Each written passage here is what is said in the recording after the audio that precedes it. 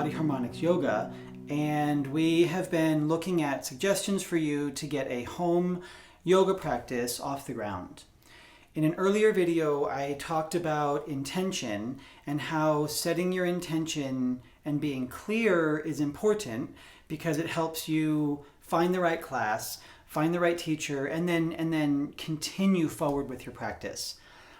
I actually want to circle all the way back around to intention and talk about it in a larger sense. So when COVID hit and I started teaching online, I began to do some marketing and advertising to expand my virtual studio and find new students. And in that process, I realized how much psychology and data and analytics goes into getting your attention, shifting your emotion, and causing you to spend your money. And remember that money is just an expression of energy, right? For most of us that are not independently wealthy with money earning returns in some stock portfolio, we have to go to work. And so money is an expression of our time and our effort. And I don't know about you, but I have a lot that I want to do on this planet, and I don't need my time and my effort and my vital life energy sucked out into the void of spending on something that I don't really need just because some advertiser was able to trick my brain into thinking that I needed that thing. And this is just one way, right? That getting clear about our intention is important. If you practice a skill, if you're a musician, like a guitar player or a singer or whatever, if you're an athlete and you play a sport, right? Those are other ways in which having a clear intention is important because you have to practice. You have to put in the practice to achieve results and to become the best you can be. And having a clear intention about what you're going to do with your practice time makes you more effective. So, all that being said, how does this relate to yoga?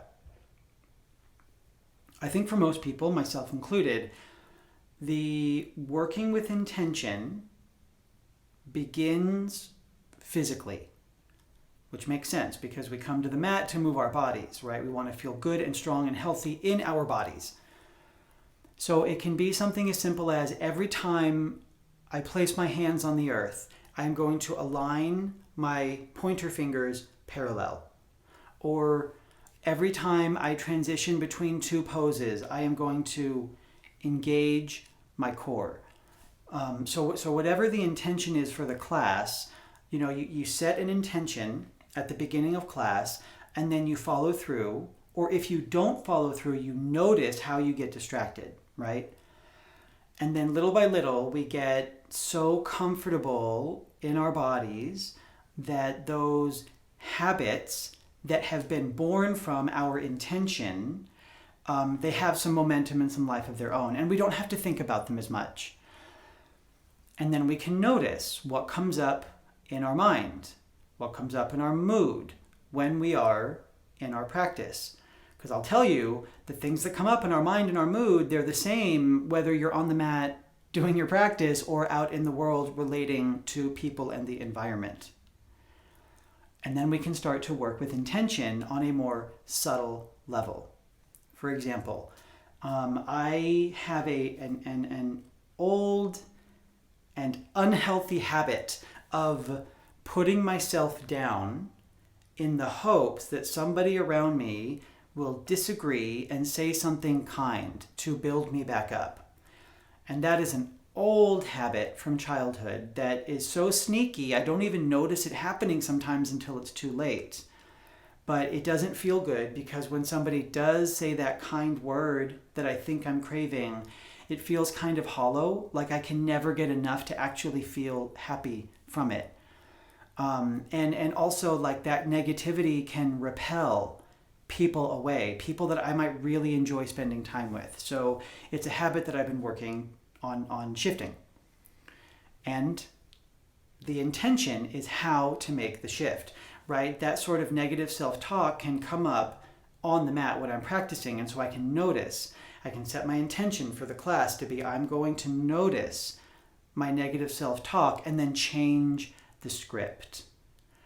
And so the more I do that on the mat in my practice in a contained, safe environment, the easier it is to then notice when it's happening when I'm out and about. And because I've practiced noticing and changing the script in my yoga, the skill is already there. And so I can change the script on the fly when I'm, hanging out with a friend or just out with people.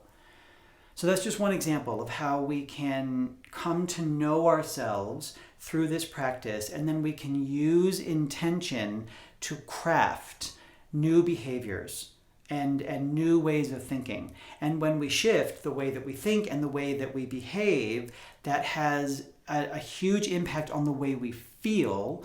And wouldn't we all like to feel joyful and good and happiness and safe and content, right? Like all these really positive emotions can feel very elusive sometimes, but we can train ourselves to feel good.